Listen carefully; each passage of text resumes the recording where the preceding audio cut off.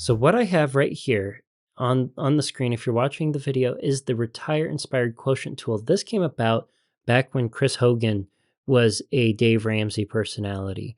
Chris Hogan was sort of their retirement guy. His books, his writings, and the calls he would take on the show were very focused on retiring and living your best retired life. And the whole idea of how much money do I need in order to retire with dignity was something that came up a lot. It's something that we've clearly seen still shows up on the Dave Ramsey show. And for that reason, this is still on Dave Ramsey's website, and I want to show you a little bit of how it works. I've already signed in with my email. The first question it asks you really doesn't impact much of what comes thereafter, but it's an important part of the retirement planning, and it appeals to the human side, the behavioral side, and kind of the dreaming about what you want your retirement to be. Chris Hogan used to say, dream about your retirement in HD. I'm more likely to tell you that I want you to think of your retirement as a painting. I want you to be able to visualize it in your head in detail, then work a plan and apply the layers to that plan, to that painting in the appropriate order in order to create the vision that you have for that canvas. And right here, basically, they give you 6 different priorities you might have in retirement. Which of these best describes your dream in retirement? Given that I'm expecting baby boy number 2, I'm going to say family. That is genuinely what I believe. Now, the next step here asks, what is your annual income? We're just going to come up with a hypothetical income that's, say, $75,000. I'm not saying that's my income. I'm not saying that it isn't. I'm just saying that it is an assumed income that results in a nice number that if we go down to roughly 70% of that, we're right around $4,375. If we round up to 72, that gives us a nice $4,500 a month to target for what we want in retirement income. I think that's a very reasonable number that would result in a retirement with great dignity. So we're going to click that. Next, it says, when would you like to retire? And there's a little slider here with a calendar. It's very friendly. I'm going to say 30 years because, well, as of last week, I'm 30 years from age 60. So we're going to hit continue from there. Next, how much do you already have invested? Ever since the infamous call to the Dave Ramsey show, the world knows I have about $120,000 saved up. So we're just going to use that number. Y'all know it. Okay, it says my retirement goal is $1.6 million, roughly $1,638,400 to be exact. And to boot, it tells me I need $239 more invested every month in order to hit my goal. Now, what I'm about to show you is the most interesting part of the tool, in my opinion. And after we cover that, I'm going to show you why I think that this particular tool is a little broken. So note that we punched in a number of variables. We punched in what we needed in retirement, or what we thought we would need each month in retirement. We punched in how much we have in retirement and how much time there is between us now and anticipated retirement. What we didn't put in were any parameters to derive how that nest egg is going to be turned into an income. If you're looking at the screen, there's a little pencil on the upper left. If we click that little pencil, click, it drops down all of the inputs that we put in, plus 3 assumptions that we did not put in. The first assumption is your investments are going to be growing at 11% interest. The second is inflation is 3%. And the last one is your withdrawal rate is 8%. Given this website is still live, I'm not surprised that this reflects Dave Ramsey's 8% withdrawal advice that he gives on the radio. Here it is, present in a tool, behind the little edit button, 8%. Now, I'm going to change that to a conservative 4 for myself. And I'm going to leave the inflation alone for now. We'll come back to the inflation. If I change it to 4, it doubles my retirement goal.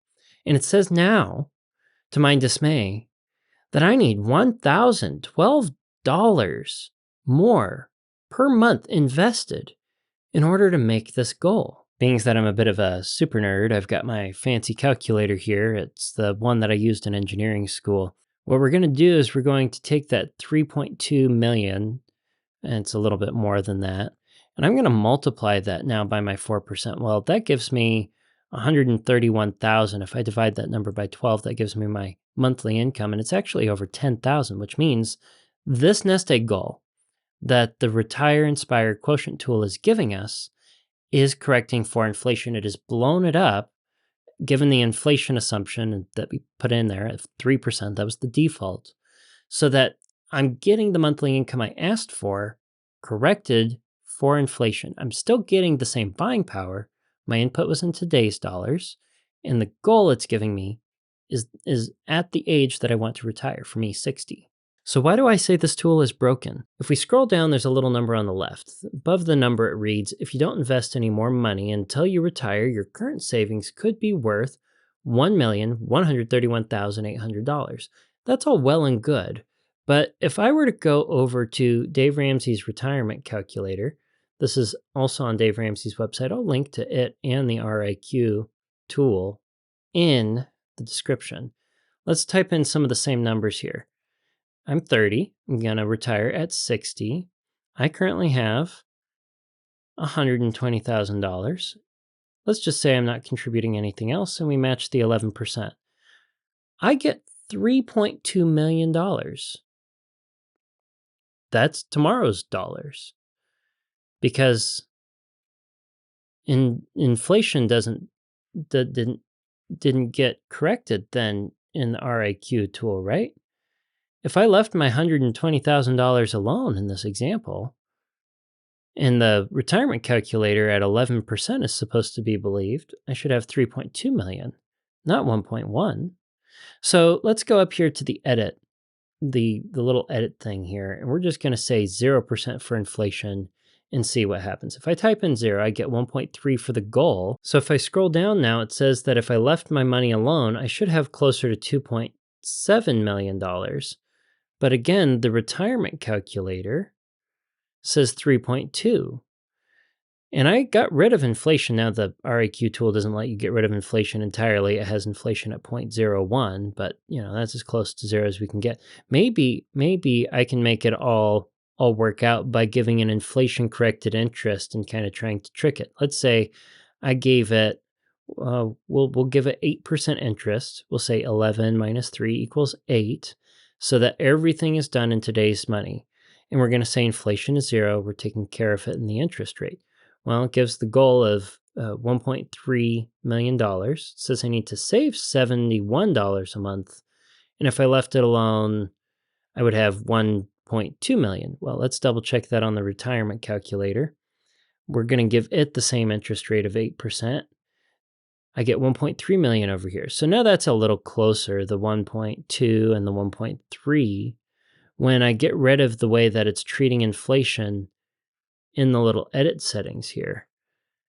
Just for one last double check, if I type in 11% interest, 3% inflation, the goal in tomorrow's money, given a 4% withdrawal rate, is inflation corrected. But the one that's down here, I don't know if it is or isn't, because it doesn't match up with what I get when I toggle between the calculator, the retirement calculator, or not. And this matters to me because in the context of my question that I had for Dave Ramsey, I was trying to figure out if I hit coasting financial independence, and I'm using the retirement calculator in order to do that, to figure out what I'm going to have. But if I type in the similar numbers in the RAQ tool, it way underestimates, by comparison, how much the $120,000 is going to grow, even giving it the same percentages and making an effort to trick it in and around the inflation numbers. And the craziest thing is because it suppresses, be it gremlins I don't understand or because it's broken, the amount that what I have in my lump sum today is going to be able to grow into tomorrow. Well, it told me that I needed to be saving an additional $1,000 a month in order to retire with dignity, in order to make my goal. And I don't think that's right. Now, I'm not against trying to inspire people to save additionally for retirement. I'm not, but I would like it to be clear. I'd like to know why I need to save more. And I'd like to understand, okay, what's the minimum? And then what am I going to do over and beyond that? Because I don't know what the future is. I don't know what kind of returns I'm going to get. I don't have a crystal ball. Now, I share this with you not to throw the tool under the bus, but to kind of make you aware that if you use the tool, there's a little edit button there so that you can put in a safe withdrawal rate that you're more comfortable with after you understand the risks that can be therewith and associated. And if you've been following the buzz that's gone on recently, you know that 8% is we know that 8% is too aggressive for the vast majority of retirees and for the vast majority of time horizons. Let me know what you think in the comments below. Did you enjoy seeing the article that was taken down? And did you have anything that you learned from that article? Anything that you wish would have stayed up? I liked the article. I personally wish that it was still live. And I thought there was some good stuff in there. And when it comes to the RAQ tool, is there something that I'm missing when it comes to my interpretation of why I think it's broken? Did I get things too convoluted there, going back and forth? Am I misunderstanding how it's supposed to work? Or do I really need to be saving another $1,000 a month in order to retire with dignity? If so, well, that gives me the answer that I was looking for on the Ramsey show, or at least part of it. Still wouldn't include a productive conversation where I'd get to discuss the risks that safe withdrawal rates can have when they get too aggressive with Dave himself. But I think that's going to do it for us today on the HopeFilled Financial Podcast. Until next week, until next Tuesday, budget bravely and enjoy your HopeFilled financial future.